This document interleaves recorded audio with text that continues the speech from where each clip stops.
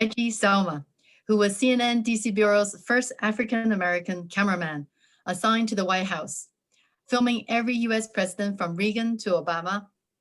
Reggie has also filmed such iconic leaders like Nelson Mandela and Mother Teresa, traveled from China to Ireland all across the globe. And obviously, I had a privilege to meet and connect during Inspire Fest back in 2019. Since then, I've got to know his wife, Sandy, his daughters, Katie, Regina, even their little four-legged friends, India and Coco. And let's welcome Reggie joining us from the mother of President States, Virginia. Wow, thank you so much, Sophie. That might have been the best introduction I've ever gotten in my life. I would also like to thank Love Actually Charity for giving me this wonderful opportunity to share my story with you tonight. And it's also an honor to share this virtual stage with all of our great speakers, artists, and musicians. My story always starts with my childhood and my family. I grew up in a very loving and supportive household in Birmingham, Alabama. My father was a Baptist preacher, and he was my best friend. And my mother was a saint. She told me she loved me every single day of my life. And while my childhood was full of encouragement and care, not only in my own home, but throughout our neighborhood, we were a very close-knit community. But it was also difficult and challenging when we would venture out to downtown. You see, I was a child of the civil rights movement during the 1960s. And that was one of the darkest periods in the history of America. Jim Crow laws were used to harshly enforce an equal way of living against African Americans during that time. My childhood was full of, when we went downtown, water fountains that had colored and white. These signs were everywhere. The bathrooms, the restrooms, even at the local hospital. And on a bridge in Selma, Alabama, the Edmund Pettus Bridge, less than 2 miles from our church, peaceful African Americans marching to register to vote were met by tear gas and billy clubs by the Alabama State Troopers and were brutally beaten. Why? Going to register to vote. But my parents, they survived this pandemic of hate, if you will. They used this time to reimagine the life they wanted to live going forward. A new world, a new beginning. You don't want us to use your restaurants with the white only signs? Fine. We will build our own restaurants and cafes. You want us to sit in the back of the bus? Then we will start the Montgomery, Alabama bus boycott, and you will lose more money than you ever imagined, because we had the power of imagination. Rosa Parks, who was called the first lady of the civil rights movement, and I filmed her funeral here in Washington, D.C. This woman was a shy seamstress, just trying to get home, riding a city bus. And then she and history met when Ms. Parks refused to give her seat to a white man. This simple human act started America's modern civil rights movement. And I can remember my mom. My mother lived to be 90 years old. She never gave up hope. she said to me one day, Reginald, when we get on the other side of glory, we are going to start a new world. And we're going to leave the old ways behind. We're going to leave the old ways behind. And she was right. The wisdom, the knowledge, and the creativity that they learned, they carried over into a new world. Now, we all know racism is not over by a long shot. We can see that in every country around the world, and it's been exacerbated because of this pandemic. But today, in Birmingham, Alabama, if you want to see a whites only sign, you have to visit the Birmingham Civil Rights Museum. And also, to show you what hope can do, I am really proud of my hometown. We now have a young African-American mayor. I think he's only 36 years old. I think I have records older than that. And on a personal note, that kid that grew up in the civil rights movement of the 60s grew up to become CNN's first African-American cameraman in 1982. So there is always hope. Now, this world is going through one of the darkest periods that we've ever witnessed. The pandemic has taken so much from us, so many lives lost. Or as President Joe Biden says, there are far too many empty chairs around our dinner tables at night. You know, it's been a long time since I had to quote an American president and say it with pride. We've all been locked down in our homes and apartments for over a year. This time has given us a time to reflect, to use this quiet time to think and to evaluate what is important, what is truly important in our lives. That is when we weren't baking banana bread. I don't know about Ireland, but baking banana bread became a thing in the States. I mean, everybody was doing it. You know, it sounds odd to call this period a silver lining, but we've never had this kind of quiet time in our lives. And this is the time to use it wisely. It's like Professor O'Neill said earlier, to come out of this a wiser people. That's what we must do, because we've never had this time alone before. The old world, I'm sure you have witnessed this yourselves, the way we treated others and the way others treated us are no longer acceptable. That was the old world. We have the power and the creativity to create a new world. Now, I'm a son of a preacher, man. I always like to do a call and response. So I want everybody within the sound of my voice, on the count of three, to say goodbye to the old world. I want to hear you from Dublin, Ireland, all the way to Virginia. Are you with me? Yes. 1, 2, 3. Goodbye, old world. Bye. And by the same token, we're going to say hello to the new world on 3. 1, 2, 3. Hello, new world. New world. Hello, new world.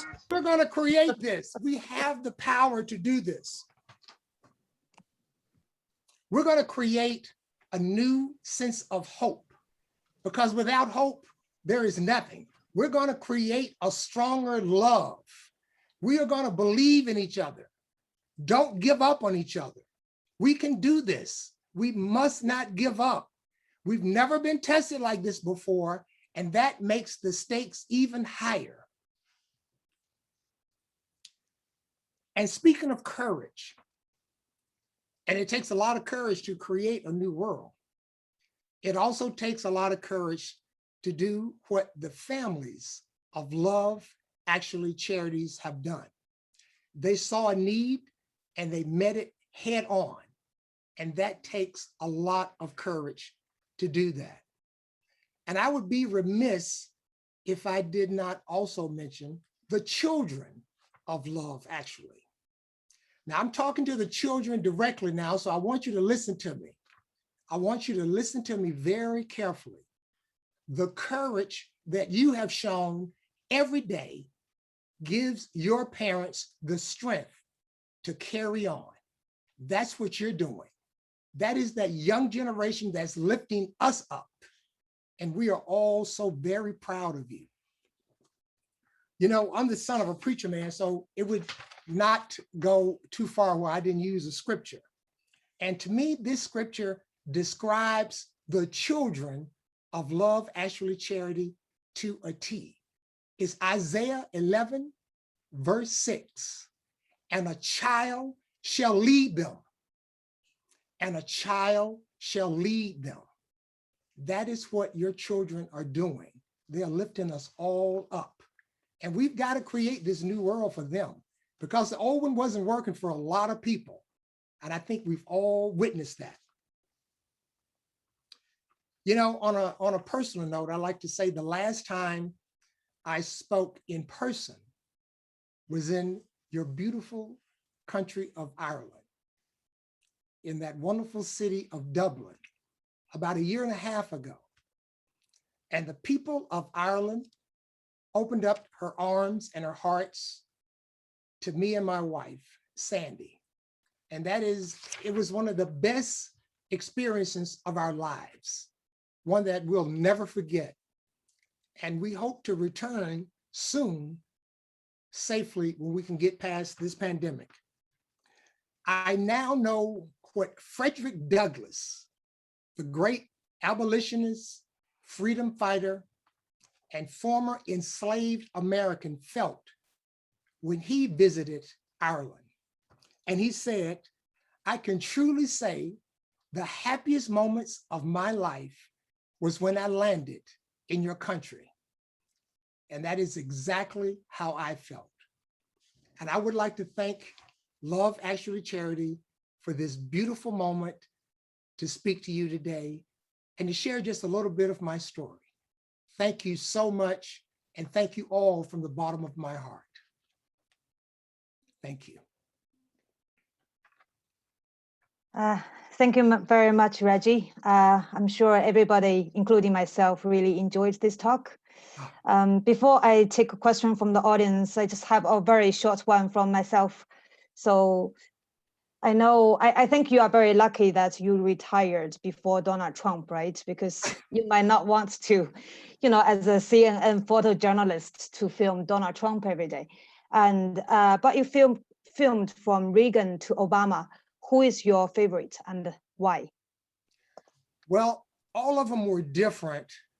I think not looking at their politics, but just the honor of covering the White House. Ronald Reagan and Barack Obama, two bookends. Ronald Reagan, because he was the first president, well, I always say that. I covered President Jimmy Carter. I'm not that old. I started when I was 19 years old. My hometown of Birmingham, Alabama. I worked as a cameraman at the local NBC affiliate in Birmingham. And many times we would go from Birmingham to Atlanta when President Jimmy Carter would come and visit his home state. He was from Georgia. And with President Reagan, since that was the first White House administration I covered, just very interesting. I went to China. I filmed President Reagan on the Great Wall of China. And nice. I always talk about my family because they meant so much to me, my mother and my father. Just before President Reagan and First Lady Nancy walked down the steps to the Great Wall, I said a little prayer. We lost my father, but I knew he was watching from on high. And Barack Obama, coming from the civil rights movement, having the first African-American president. I'm right there filming him in that 20-degree temperature, but I didn't care. I filmed him with such a pride that, you know, perhaps this country had turned a corner. And there's a tradition on the inauguration when a new president is sworn in, that there is a military salute with 3 cannons. And when those cannons were shot into the air, as I say, I don't know what was louder, the cannons or my heart beating. I was so proud. Yeah, thank you. I think I'm going to take one question from the chat box.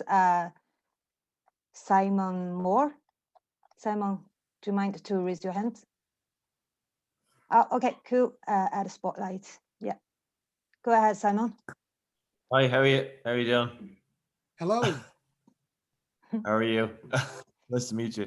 Just have a quick question for you. Just thinking about the whole situation at the moment, like in a worldwide, it's like at the moment, you mean we have a lot of political unrest. I mean, do you feel in a way that we're going backwards in terms of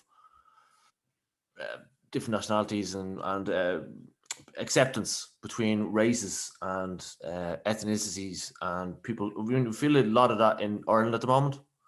The way people are using COVID as a way to incite hatred towards the Asian minority in Ireland. So, I mean, do you feel that we're going back in terms of like not to the way it was in the 60s when you were growing up, but backwards instead of forwards? And do you think like what way can we move forward? Simon, Simon, I know for a fact America took a step backwards on January 6th when there was an insurrection. That was the first time since the War of 1812 that our U.S. Capitol had been breached. And it was an awful, hate-filled rally, if you'll call it a rally. A lot of my friends were there. I knew the U.S. Capitol building is my favorite building in all the world. I've been all over the world, and there's something about that dome. It sits on a hill, especially when you see it at night, at dusk when the sunlight hits it just right. It's a beautiful moment. But as Sarah said earlier, I think the previous administration stoked a lot of hatred, and that filtered down into the people. I grew up under an oppressive figure, George Wallace, and he didn't participate in any rallies or church bombings or lynchings, but his words had a lot of meaning when he stood on the steps of the Alabama state capitol and said, segregation today, segregation tomorrow, segregation forever, okay? And with our Asian American family now being targeted, not now, it's come to the forefront, there's always been racism against them. That is a very hurtful thing because once again, words have consequences. And when you say Kung flu, things like that, the least of us, the worst of us, I should say, comes to the forefront and they strike out in a violent way. But I'm also saying, I love to say this, and it's true in my heart, the way I was raised, there's always hope. And all around the country, perhaps all around the world, I see people joining forces with our Asian American family. There's a group in California, I think 700 volunteers, just people from the community are walking senior citizens to the store, to the doctor's appointment as protectors. So where there is darkness, there always seems to be light. Yeah.